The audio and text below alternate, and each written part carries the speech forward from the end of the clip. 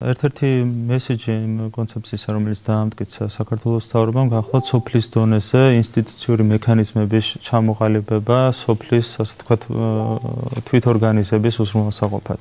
თუმცა აქ არ არის საუბარი სრულფასოვანი ადგილობრივი თვითმმართველობის ჩამოყალიბებაზე თითოეულ სოფელში და ზოგადად სოფლის დონეზე. გათვალისწინებულია ხელისუფლება ექნება სოფელს. ამ ეტაპზე ინიცირებულია კანონპროექტი, რომელიც არის განხილვის სტადიაში. ამ ეტაპზე რაც არის ინიცირებული, ის კანონპროექტი ითვალისწინებს საზოგადოებრივი თვითმმართველობის ჩამოყალიბებას ადგილობრივ დონეზე, სოფლის დონეზე. ეს ნიშნავს იმას, რომ ჩვენ არ გვექნება საქმე სრულფასოვან ადგილობრივ თვითმმართველობასთან, ანუ ხელისუფლების დონესთან და შესაბამისად საკმაოდ შეზღუდული იქნება უშუალოდ სოფლის კომპეტენციები და რესურსებიც, მათ შორის ფინანსური რესურსებიც. ანუ არსებული კანონპროექტის თანახმად ერთი სოფელი იცნობს კონკრეტულ ქონებრივ გარანტიებს. ანუ შესაძლებლობას იძლევა სოფლის სტატუსი, ახალი სტატუსი, რომ კონკრეტული საერთო ქონება გადაეცეს სასოფლო საზოგადოებრივ თვითმმართველობას, შესაბამისად სოფლის მოსახლეობას გაუჩნდება ქონებრივი გარანტიები, გარდა ამისა გაჩნდება მექანიზმები იმისა, რომ სოფელი უშუალოდ ჩაერთოს თავისი თვითმმართველი ერთეულის მიერ გადაწყვეტილებათა მიღების პროცესში. ძირითადად საუბარია რა თქმა უნდა სასოფლო-სამეურნეო დანიშნულების მიწაზე, რომელიც არ არის კერძო საკუთრებაში. რომელიც არ არის პრივატიზებული ამ ეტაპზე, ანუ დაუშვათ ავიღოთ საძოვარი, სახნავი, სათიბი, ტყე, ადგილობრივი მნიშვნელობის რაც ეს ამ ეტაპზე საუბარია ძირითადად სასოფლო-სამეურნეო დანიშნულების მიწაზე. თუმცა რაც შეეხება ასეთი ტიპის ობიექტებს, ამბულატორია მაგალითად ამ ეტაპზე არის მუნიციპალური კომპეტენცია, სკოლა არის ცენტრალიზებული. ჯერჯერობით ეს საკითხები არ განიხილება. ჯერჯერობით ისიც კი არ არის გადაწყვეტილი, დაუშვათ მოხდება თუ არა სასკოლო სისტემის დეცენტრალიზაცია, თუნდაც დაუშვათ ადგილობრივი თვითმმართველობის დონეზე. აქედან გამომდინარე, სოფელი რამდენად გახდება ასეთი ტიპის ობიექტების, მაგალითად ამბულატორიის, სკოლის უშუალო მოსარგებლე, ანუ სარგებლობის უფლებით რამდენად გადაეცემა სოფელს ეს ობიექტები, ჯერჯერობით რა თქმა უნდა გადაწყვეტილი არ არის. ეს არის ჯერჯერობით განხილვის საგანი. სოფლის დაფინანსებას რაც შეეხება კანონპროექტით გათვალისწინებულია, რომ სახელმწიფომ შეიძლება გაითვალისწინოს კონკრეტული ტრანსფერი სასოფლო საზოგადოებრივი თვითმმართველობისთვის, თუმცა ვინ მოითხოვოს ტრანსფერი? არ აქვს საუბარია რაღაც ერთიან ფორმულაზე, რომელთაც შეიძლება გადანაწილდეს, თუმცა კიდევ ერთხელ გავიმეორებ, რომ ეს არ იქნება სოფლის ბიუჯეტი, ეს იქნება მიზერული სახსრები, რაც შეიძლება გამოიყენოს სოფელმა თვითორგანიზებისთვის, თუმცა არა უმეტეს. ანუ აქ საუბარი ვერ იქნება დაუშვათ წყალმომარაგების უზრუნველყოფაზე და ანალოგიური ტიპის პრობლემების მოგვარებაში. ეს შეიძლება მისცეს მაგალითად ხაშს ფული ეს ამას თვითონ გადაწყვეტს სოფელი. ანუ ხალხს ექნება კონკრეტული თანხა, რომელიც მან უნდა გამოიყენოს თვითორგანიზებისთვის, ახლა ამას გამოიყენებს დაუშვათ თავისი არჩეული პირების შრომის ანაზღაურებისთვის თუ სხვა რაიმე ფუნქციების შესრულებად, ეს არის სოფლის გადასაწყვეტი. აქ საუბარი იყო ფინანსებზე, რაც არის ერთ-ერთი უმნიშვნელოვანესი საკითხი დეცენტრალიზაციის. ხო, დეცენტრალიზაცია კლასიკური გაგებით ეს არის კომპეტენციების და რესურსების გადაცემა დამოუკიდებელი თვითმმართველი ერთეულებისათვის. ჩვენთან მთავარი პრობლემა, რაც დღემდე ფიქტიურს ხდიდა თვითმმართველობას, მდგომარეობდა იმაში, რომ დეცენტრალიზაცია არ განხორციელებულა. კი, შეიქმნა დაუშვათ თვითმმართველი ერთეულები, ფორმალურად ესენი იყვნენ დამოუკიდებელი, თუმცა ძალზე დაბალია როგორც კომპეტენციების დეცენტრალიზაციის ხარისხი, ისე ფისკალური დეცენტრალიზაციის ხარისხი. მე შემიძლია შედარება მოვიყვანო, დაუშვათ სოფელში ძირითადად რა საკითხებს აყენებდნენ. ეს არის კომუნალური მომსახურებები, ხო, ძირითადი პრობლემა სოფლის მოსახლეობის. დღეს კომუნალური მომსახურებები არის თითქმის მთლიანად ცენტრალიზებული. წყალმომარაგება, გაზმომარაგება, ენერგომომარაგება, ეს არის ცენტრალიზებული კომპეტენციები. მაშინ, როდესაც მთელი ევროპის მასშტაბით რო ნახოთ, მაგალითად წყალმომარაგება ერთ ქვეყანას ვერ იპოვეთ, დასავლეთ ევროპაში ან ცენტრალურ ევროპაში, ბალტიისპირეთის ჩათვლით, სადაც წყალმომარაგება იქნებოდა ცენტრალიზებული.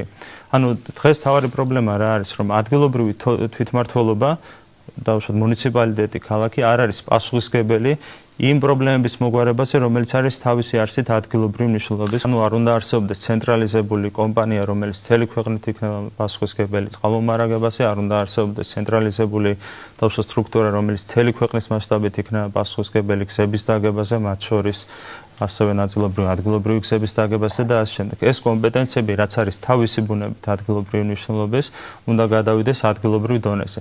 ანუ თავარი მიზანი ამ რეფორმის უნდა იყოს რა, რომ კომპეტენციები უნდა გადავიდეს ადგილზე და ამას უნდა მიიღოს ფინანსური შესაბამისი ფინანსური რესურსები. აქაც ერთ შედარებას მოვიყვან, მაგალითად დღეს რო დავაჯამოთ ჩვენ მუნიციპალიტეტების ბიუჯეტები წლის დასაწყისში, ნახავთ რომ დაახლოებით 4.5% შეადგენს მათი ხვედრიწილი ნაერთ ბიუჯეტთან მიმართებაში. ანუ წარმოიდგინეთ, ყველა მუნიციპალიტეტზე ნაწილდება საერთო ნაერთი შემოსავლების მხოლოდ 4.5%. რო შევადაროთ მინიმალურ ევროპულ მაჩვენებლებს ეს მონაცემი, დაახლოებით რამდენჯერმე უნდა გაიზარდოს მუნიციპალიტეტის ბიუჯეტი. ანუ დღეს თუ აქვს საგარეჯოს თავშოთ პირობითად 10 მილიონი, უნდა კონდეს ბიუჯეტი სადღაც 35 მილიონი. ხო, ძალიან უხეშად საუბრობ, მაგრამ საერთო სურათი ეს არის. ანუ თქვენდე ჩვენ არ განგვიხორციელებია არც კომპეტენციათა დეცენტრალიზაცია ესე როგორც ეს საჭირო იყო და არ მოხდარა არც ფინანსების შესაბამისად გადანაწილება. აქედან გამომდინარე, მთავარი პრობლემა სოფლისთვის სწორედ ეს არის, რომ სოფელი ვერანაირ კავშირს ვერ ხედავს ადგილობრივ ხელისუფლებასთან ამ თვალსაზრისით. ანუ მაგალითად წყლის პრობლემა თუ არის მოსაგვარებელი, მაქსიმუმი რაც შეუძლია რწმუნებულს გააკეთოს, ეს არის პრობლემის დასმა, შემდეგ გამგეობამ ცალკე პრობლემა უნდა დასვას ცენტრალურ ხელისუფლებასთან და აქ იკარგება რეალურად სოფლის ინტერესების მოგვარების პერსპექტივა. მთავარია რომ ადგილზე გადავიდეს ეს კომპეტენცია, ადგილზე გადავიდეს რესურსები და ამ შემთხვევაში ეს ყველაფერი რეფორმა მერწმუნეთ რომ სოფლის მოსახლეობას პირდაპირ დაეტყობა. ირაკლი კობახიძის ეს ტექსტი 11 წლის წინანდელი ინტერვიუდანაა, სადაც ის სოფლების განვითარების და მოწყობის საკუთარ ხედვას გვაცნობს. მაშინ ის გაეროს განვითარების პროგრამის რეგიონული და ადგილობრივი განვითარების პროექტის მენეჯერი იყო. ახლა გახლავთ პრემიერ-მინისტრი, ყოველ შემთხვევაში თავად ამ რანგიდან გვესაუბრება და ალბათ დამეთანხმებით, რომ კარგი იქნებოდა ქართულ სოფლებსაც ისეთივე აღმავლობის და წინსვლის ეფექტი დატყობოდა, როგორც თავად ირაკლის პოლიტიკურ კარიერას. რა გაკეთდა ამ იდეებიდან 11 წლის განმავლობაში ან რა ვერ გაკეთდა?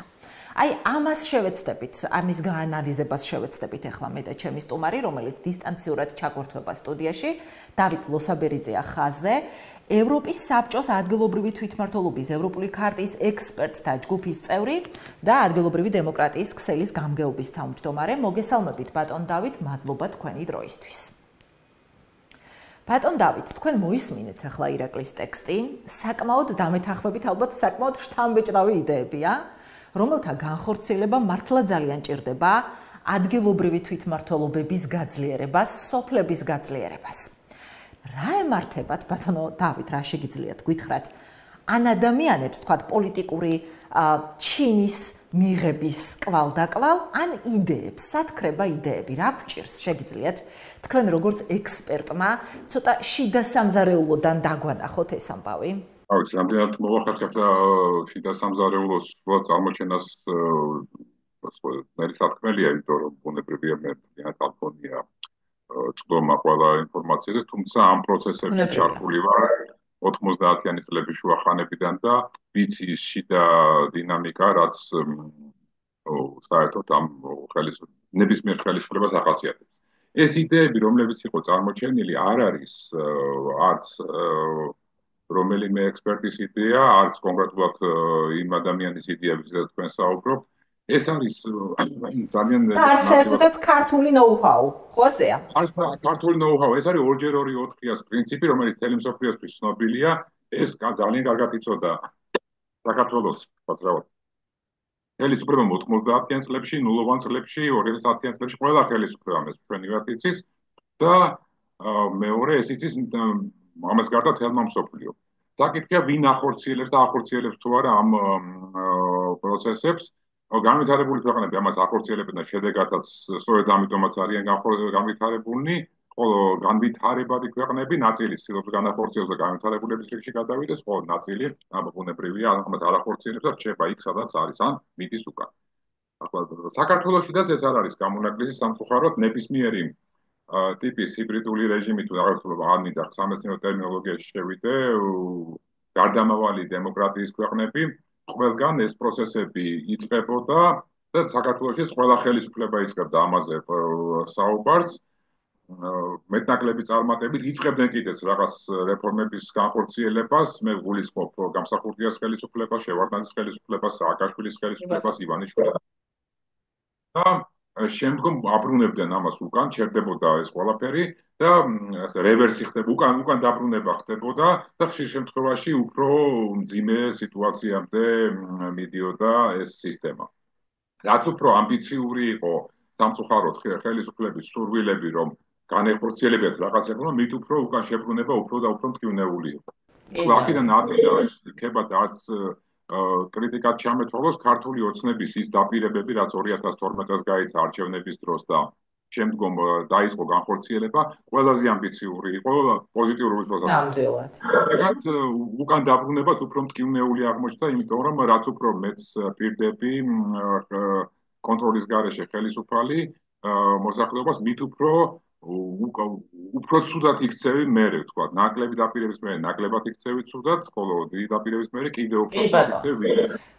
აქ ასევე გასათვალისწინებელია რაღაცა ნაბიჯები, რაც არის გადადგმული, ხომ ფულადი რესურსი დაჯდა, ესეც დაკარგულად ითვლება, ხო? ეკონომიკური ხარჯიც არის აქ ალბათ. ფულადი რესურსი ყველაზე ნაკლებად შეიძლება აქ ვიდარდოთ, იმიტომ რომ დაკარგულია 30 წელი, დაკარგულია უამრავი ადამიანის სიცოცხლე, ჯანმრთელობა, დაკარგულია სახელმწიფოს განვითარების პერსპექტივები ამ ეტაპისათვის, დაკარგულია, ვთქვათ, რურალური და ურბანული ზონების, სასოფლო და საქალაქო ზონების განვითარების რაღაც ტრენდები, ეს არ იქნებოდა თქვა დიდი ტრაგედია, მოვისდით კიდევ ერთი 20-30 წელი და ოდესმე ხომ იქნება შეიძლება ვთქვათ, მაგრამ უნდა გავითვალისწინოთ, რომ ის ქვეყნები, რომლებიც ჩვენ მდგომარეობაში იყო ამასობაში წინ მიდიან და შემდგომ მათი დაწევისათვის კიდევ უფრო ჩამორჩენა იზრდება უფრო და ჩვენ მაინც მოგვიწევს ამაზე გადასვლა, ამ სისტემებზე გადასვლა, მაგრამ ბევრად დიდი დანაკარგებით, ბევრად თვალებით და ბევრად დიდი რესურსების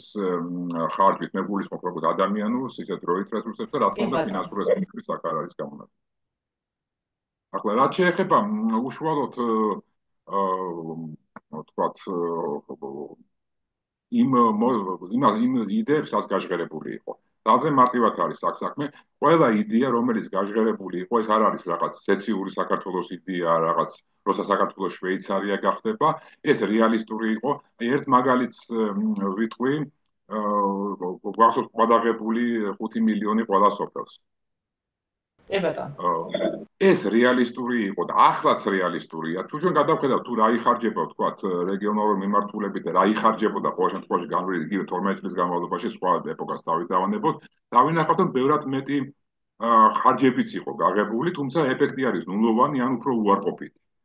როცა ჩვენ ვხარჯავთ დიდ ფულს და ვერ ვიღებთ შედეგს და როცა შეგვიძლია დავხარჯოთ ცოტა ფული და მივიღოთ კარგი შედეგი, აქ უკვე კითხვა იმას კი არ უნდა დაისვას ფული გვაქვს თუ არა. უნდა დაისვას კითხვა, სწორედ ვხარჯავთ თუ არა ამ ფულს. და ამ შემთხვევაში ეს კითხვა მიემართება უშუალოდ საზოგადოებისაკენ, იმიტომ რომ ნებისმიერი ხელისუფლება, ნუ რავი, ნუ მიწყენს, ნუ წარსული, ნუ იმის წინანდელი და ნუ მომავალი იმანენტურად ძალაუფლების მეტი მითვისებისკენ არის მიდრეკილი. ბუნებრივი თვისება, ახლა მე არ ჯეფერსონის სიტყვებია, თუმცა ნებისმიერი მოქალაქე ჯეფერსონის გარეშეც ფლობს ამას, ძალაუფლება კარგი ხდება არა მისი კონცენტრაციით, არამედ მისი სწორი დანაწილების შედეგად. ახლა ჩვენ ისტორიამ დაგვანახა, რაც უფრო ხდება კონცენტრაცია, მით უფრო დიდია შეცდომების რისკი, დანაშაულის რისკი, ეს არა მარტო თვითმმართველობას ეხება. ამ შემთხვევაში რა შეიძლება იყოს გამოსავალი? პირველ რიგში საზოგადოებრივი მოთხოვნა, დაკვეთა. მაგალითად, როცა საზოგადოებას აქვს დაკვეთა რაღაც ნებისმიერ საკითხს ეკონომიკურ განვითარებაზე, მშვიდობაზე, ომზე, რა ვიცი, გართობაზე, კულტურაზე, ტრადიციების შენარჩუნებაზე ან ახლის შემოტანაზე, ეს ყოველთვის აისახება თუნდაც ყველაზე უფრო ავტორიტარული რეჟიმების ან დიქტატურული რეჟიმების მიერაც. ხა ნუ დაგვავიწყდება, რომ საბჭოთა კავშირში არ იყვნენ სულელი ლიდერები და პროპაგანდა ჰიტლერულ გერმანიაში ძალაუფლებაც ჰქონდათ, მაგრამ პროპაგანდას აქცევდნენ უზარმაზარ ყურადღებას, იმიტომ რომ არავითარი ვერც ერთი დიქტატორიც კი საზოგადოებრივი მხარდაჭერის გარეშე ვერ იარსებებს. თუმცა ბატონო დავით, ხო ვთანხმდებით, რომ ამ ეტაპზე სამწუხაროდ საზოგადოებისგან ძალიან სუსტი იმპულსები მოდის სწორედ აი ამ თვითმმართველობის და დეცენტრალიზაციის საკითხებთან დაკავშირებით და მაშინ როგორ უნდა გაჩნდეს საზოგადოების მხრიდან მოთხოვნა? ანუ ნახეთ, მედიის როლი აქ ალბათ დამეთანხმებით დიდია, მაგრამ მედიასთან ერთად კიდე სამოქალაქო საზოგადოების მესამე სექტორის როლზეც ხომ არ გვესაუბრა. საზოგადოება როგორ უნდა დავარწმუნოთ, რომ აქცენტი ამაზეა გასაკეთებელი? ალბათ ახლა მეც სწორი კითხვა დასვით თქვენ, მაგრამ პასუხი ახლა $1,000,000-იანი კითხვა რო იტყვიან, პასუხი არის საკმაოდ ძნელი. რთულია, მაგრამ მოსახლეობა ალბათ საზოგადოება, უბრალოდ მოსახლეობას არ გვაქვს საზოგადოება, მაშინ მიადგება ამ საკითხს, სხვა გზა აღარ ექნება და დაინახავს, რომ ამის გარეშე თქვათ შეუძლებელია თქვათ არსებობა. ჩვენ დავდივართ უკვე ფსკერზე, ამ შემთხვევაში ან სრული ესე იგი სახელმწიფოებრივი დეგრადაცია უნდა მოხდეს და უნდა თქვათ ლიკვიდირებულდნენ სახელმწიფო სისტემა, მათ შორის მართველი პარტიის წარმომადგენლებიც კი ამას არავის მუხარით ვამბობს, ბუნებრივია, შეიძლება ნაციონალ ბოლშევიკების როლი გაიხსენონ წითელ არმიას სიხარულით შეხვდნენ, მეგონათ რომ ისინი დატოვებდნენ მათ, მაგრამ ხო, ეს სხვა საკითხია, მაგრამ მეორე საკითხია ის, რომ საზოგადოებამ ალბათ უნდა გაითავისოს კი არა, უნდა იგრძნოს კიდე საკუთარი გამოცდილებით, რომ ამ სისტემის ფუნდამენტის აშენების გარეშე ჩვენ შეიძლება ვილაპარაკოთ, თქვა სახურავის ფერზე კრამიტით იყოს დაფარული თუ არა მაქონდეს საძირკველი. სანამ საძირკველი არ არის ჩაყრილი და საძირკველი არის იწყება ჩვენი მიწებიდან, რეგიონებიდან, სოფლებიდან, ქალაქებიდან, სახელმწიფო რას წარმოადგენს, სხვადასხვა ეს არც ახალი არ არის თუ ვინმე ახლა ჩვენ ჩემზე ბევრად უკეთესად, რა თქმა უნდა, ბევრად უკეთესად, მართლა უკეთესად ჩამოყალიბებული აქვს ჯერ კიდევ 150 წლის წინ ილე ჯაჯავაძეს უსურვებ ურჩევ ყველას ვის დაინტერესდება მე ნუ მომისმენს წაიკითხო თქვათ სოფლის მოწყობის თაობაზე მისი ყინვალე სტატიები რომელიც ერთ-ერთს ემთხვევა ევროპის ქარტიის 1985 წელს 150 წელს ადრე დაწერილი იმ სისტემას რომელიც ევროპამ მიიღო 150 წლის მერე და დღესაც ახორციელებს ასე რომ ჩვენ შეგვიძლია ამის გაკეთება ჩვენ თქვათ ალბათ გვინდა ამის გაკეთებაც მაგრამ რამდენად გვინდა ეს უკვე ჩვენ თვითონვე უნდა გავსვათ. მოდელი სისტემა საქართველოში უფრო რეაქციულია, ვიდრე თქვა 19 საუკუნის 60-იანი წლების, უფრო რეაქციას 90-იანი წლების რეაქციას აგვაგონებს. დღეს უფრო რეაქციულია, ვიდრე მე-20 საუკუნის 20-იანი წლების და 30-იანი წლებისაც გვაგონებს. ანუ იმ ძველშიდაც უფრო კარგი რომელიც იყო, შედარებით უკეთესი, იმაზე უარესი მდგომარეობაა დღეს აქ შექმნილი და ამის გააზრების გარეშე და ამაზე რეაგირების გარეშე შეუძლებელია თქვათ ვილაპარაკოთ რამე სახის წარმატებას, იმიტომ რომ ნებისმიერი ხვალად ჩვენ იგივე პრობლემა დაგვიდგება ამასობაში ის 4500 სოფელი რომელიც დავიდა 3500 სოფელზე საქართველოში მახდება მათი დეპოპულაცია, მოსახლეობის შემცირება, ასევე გაეროს ექსპერტების კიდევ განახევრება მოსახლეობისა პროგნოზები თქვა 21 საუკუნის შუახანებისათვის და ამ დროს საქართველოს დაკავებულია იმით რომ თქვათ იმტკიცებს რაღაც ნებისმიერი ჯგუფი თავის ძალაუფლებას, მოსახლეობის ნაწილი მოვა მარჩენალი და გადაარჩეს, მეორე ნაწილი გამწარებულია, მაგრამ ორგანიზების ნაკლებობა შეინიშნება ამ შემთხვევაში პოლიტიკური ეტაზმის და არასაკმაყოფილებას. წინ არის დიდი სამუშაო, თუ რა თქმა უნდა ჩვენ გვინდა არა მარტო უკეთესად ვიცხოვროთ, არამედ გადავრჩეთ. უღრმესი მადლობა ბატონ დავით ასეთი საინტერესო ანალიზისთვის და რეკომენდაციებისთვის დაგემშვიდობებით და იმედი დავიტოვოთ ხო ბატონ დავით რომ არ ვიცი რამდენიმე ათეული ადამიანი მაინც დავარწმუნეთ ჩემი და თქვენი დიალოგით ახლა და ანალიზით რომ ეს საკითხები არის ფუნდამენტურად მნიშვნელოვანი ქვეყნის მოწყობისთვის დაგემშვიდობებით წარმატებებს გისურვებთ მაგათ გამდებოდეთ წარმატებებს გისურვებთ მაყურებელს შევახსენებ, ევროპის საბჭოს ადგილობრივი თვითმმართველობის ევროპული ქარტიის ექსპერტთა ჯგუფის წევრი, ადგილობრივი დემოკრატიის ქსელის გამგეობის თავმჯდომარე დავით ლოსაბერიძე გვერდთვებოდა სტუდიაში. ახლა უნდა მოგიყვეთ გურჯაანელი ბიჭების 15 წლის ნიკოლოზ ზირაქაშვილისა და 16 წლის გიორგი ჯაჭვაძის გამოგონებაზე, რომელიც მეფუტკრეს კლიმატთან დაკავშირებული გამოწვევების დაძლევაში დაეხმარება. ბიჭებმა ერთმანეთი გურჯაანის ტექნოპარკში გაიცნეს და საკუთარი იდეების შეჯერების შემდეგ შექმნეს ტექნოლოგია, რომელიც მეფუტკრეს თავაზობს ახალ, ინოვაციურ და მარტივ გზას ყვავილის მტვრის შენახვასა და მოპოვებაში. სტარტაპ Golden Nectar-მა იდეის ბიზნესად ქცევისთვის გრანტი 25,000 ლარიც მოიპოვა. მაინც რაში დაეხმარება მეფუტკრეს ეს გამოგონება და რა გეგმები აქვთ თავად ახალგაზრდა გამომგონებლებს. ნახეთ ჩვენი რეპორტაჟი. ფუტკრის ყვავილის მტვრის შეგროვება მეფუტკრისთვის ერთ-ერთი მთავარი გამოწვევაა, რადგან არამდგრადი კლიმატის გამო დანაკარგი მაღალია. მეფუტკრე ხარჯავს დროსაც და ძალისხმევასაც. გურჯაანელი სტარტაპერების ტექნოლოგიური მიგნება მეფუტკრეს შრომას შეუმსუბუქებს და დანაკარგსაც მინიმუმამდე დაუყვანს, რაც მას შეცვლილ კლიმატთან ადაპტაციაშიც დაეხმარება.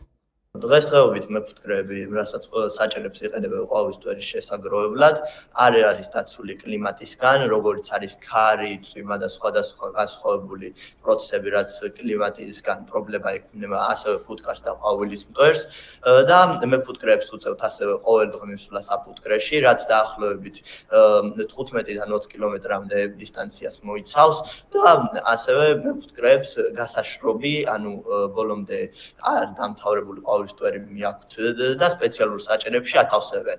სადაც კიდევ ერთი დღე ან რამოდენიმე საათი უნდა იყოს, რომ ბოლომდე გაშრობილად გამოვიდეს, რაც უკვე ძალიან დროის წამსვლელ, ანუ ძალიან ბევრ დროს ახარჯინებს როგორც მეფუტკრეებს და ჩვენ თავაზობთ ისეთ პროდუქტს, რომელიც არა მარტო დაიცავს ყვავილისტვერის სხვადასხვა ქარისგან და კლიმატური პრობლემებისგან, ასევე მეფუტკრეს არ მოუწევს ყოველდღე მისვლა ყვავილისტვერის საჭერთან და შეგროვება და შესაბამისად დისტანციას და დროსაც უზრუნავთ. და ამ დროს მოახმარებენ სხვადასხვა გზას, რომელიც მათ ექნებათ, ასევე გაზაფხულის ან შემოდგომის სეზონზე. ნიკა ამ გამოგონებამდე საქმემ მიიყვანა, ბავშვობიდან მეფუტკრეა. გიორგიმ კი იდეის საჭიროება და კომერციული მხარე სწორად შეაფასა და ასე დაიწყო პროტოტიპზე ერთობლივი მუშაობა. თანამშრომლობა მალე საქმიან პარტნიორობაში გადაიზარდა. ასე გაჩნდა სტარტაპი Golden Nectar, რომელმაც 25,000 ლარიანი გრანტის მიღებაც შეძლო. ნიკოლოზი ბავშვობიდან არის მეფუტკრეობით არის დაკავებული და მეც ბავშვობაში მქონდა შეხება მეფუტკრეობასთან და ეს იდეა ნიკას იდეა იყო და როცა გამიზიარა მომეწონა და გადავწყვიტეს რომ რეალურად მივიქცი. დავინახე რეალური პრობლემა, რაც მეფუტკრეებს უდგას და როგორც ვახსენე, მეფუტკრეობასთან მცირეოდენი შეხება მეც მაქვს და გადავწყვიტეს რომ მოკლედ ეს პრობლემა გადავეჭრა. დანადგარი ფერმენტულად არის დაცული, რომ ყვავილისტვერი არ დაზიანდეს და არც წყალი შევიდეს მასთან, არც რაიმე მწერი, ქარიც ვერ დააზიანებს, იმიტომ რომ დახურული არის გარედან. აი ამ 25,000-ის გახარჯვას როგორ გეგმავთ? შეგიძლიათ მითხრათ? უმეტესად იმისთვის გვაქვს განვითარებაში, ანუ კომპანიის დაარსებიდან დაწყებული, რაიმე 1000 სხვადასხვა ნაწილების საყიდლად, რომ რეალიზაციაზე უკვე დავიწყოთ. ადგილობრივ ბაზარზე სატესტო პარტიას გაზაფხულიდან გამოიტანენ. 10 ეგზემპლარს მეფუტკრეებს უსასყიდლოდ გადასცემენ. დაინტერესება, როგორც მოსალოდნელი იყო ქართველი მეფუტკრეებისგან, მაღალია. კომპანია უკვე დაარსებული გვაქვს და ვაპირებთ, რომ დაახლოებით გაზაფხულის სეზონზე უკვე წარმოებაში შევშვათ ჩვენ. ჯერჯერობით ჩვენ ვაპირებთ, რომ 10 სატესტო MVP გავაკეთოთ, რომელიც დაურიგდება სხვადასხვა მეფუტკრეებს გასატესტად გაზაფხულის სეზონისთვის და ისინი მოგწევენ ჩვენ უკავშირს და ამის შემდეგ უფრო განვითარება შეგვეძლება ამ საჭირების და ჯერჯერობით ვაპირებთ, რომ გაზაფხულის სეზონისთვის 10 პროდუქცია გავუგებოთ. ეხლა პატენტირებაში გავდივართ ჩვენ და პატენტირების შემდეგ უკვე ტესტირებაზე გადავალთ, სანამ გაზაფხულის სეზონი მოვა, პატენტირება წესით დასრულებული იქნება და უკვე ჩვენ შევძლებთ, რომ გაზაფხულის სეზონზე დავაყენოთ ყვავილისტვერის საჭირები და უფრო დავიწყოთ უკვე ტესტირება. რამდენიმე ფესტივალზე ვიყავით მეფუტკრეობის დღესთან დაკავშირებით მაგალითად და ვაქვს მინოთქვა, რომ მეფუტკრეები დაინტერესებულები არიან უკვე ჩვენი პროდუქტით და ყავს მეფუტკრეები უკვე, რომლებიც მზად არიან რომ გატესტონ ჩვენი პროდუქტი. ბაზარიც შესწავლილი აქვს. თან მხოლოდ ადგილობრივი არა, გლობალური ბაზრის ტრენდიც იციან. პირველ ეტაპზე ადგილობრივი ბაზრის ათვისებას გეგმავენ, თუმცა ექსპორტზე გასვლასაც აპირებენ და დიდი ალბათობით გლობალურ ბაზარზე შესვლას თურქეთიდან დაიწყებენ. ყვავილის მტვერის შეგროვება, მოპოვება ბაზარზე ერთ-ერთი ყველაზე დიდი მეფუტკრეული პროდუქტია და ამ პროდუქტით საქართველოში დაახლოებით რამოდენიმე ტონა ყვავილის მტვერი გროვდება და ძალიან მოთხოვნადი არის, რადგან ყვავილის მტვერი არის სასარგებლო ცილოვანი პროდუქტი, რომელიც შეიცავს სხვადასხვანაირ ვიტამინებს, ამინომჟავებს, რომელებსაც იღებენ სპორტსმენები, ბავშვები და სხვადასხვა ასაკის ადამიანი იმუნიტეტის გასაძლიერებლად. ასევე სხვა ქვეყნებშიც არის უახლოესი ქვეყანა არის თურქეთი, სადაც აწარმოებენ ყვავილის მტვერს, თურქეთში საკმაოდ არის გავრცელებული მეფუტკრეობა, ასევე ჩვენი ახლო მეზობელი, თქვათ რომ ახლო არის ირანი, სადაც არის ეს ყვავილის მტვერის საჭერები, სადაც იწარმოება დღესდღეობით, რომლებიც არსებობს და უმეტესობა ირანულია. ან ჩინური, ან უკრაინული, რომელებიც ჩამოდის და ირანშიც ერთ-ერთი ყველაზე დიდი სახელმწიფო არის, რომლებიც ყვავილის მტვერს აწარმოებენ. შემდეგ ესპანეთი და ევროპული ქვეყნები არის, რომელსაც არის ეს ყვავილის მტვერი. ჩვენი გეგმა არის, რომ ჯერ საქართველოს ბაზარი ავითვისოთ და შემდგომ გადავიდეთ უკვე უცხოურ ბაზარზე, უახლოესი ჩვენთვის ყველაზე ხელსაყრელი იქნება, რომ თურქეთის ბაზარზე გავვრცელდეთ და თურქეთის ბაზარზე შევიდეთ და შემდგომ ვნახოთ როგორ განვითარდება სიტუაცია.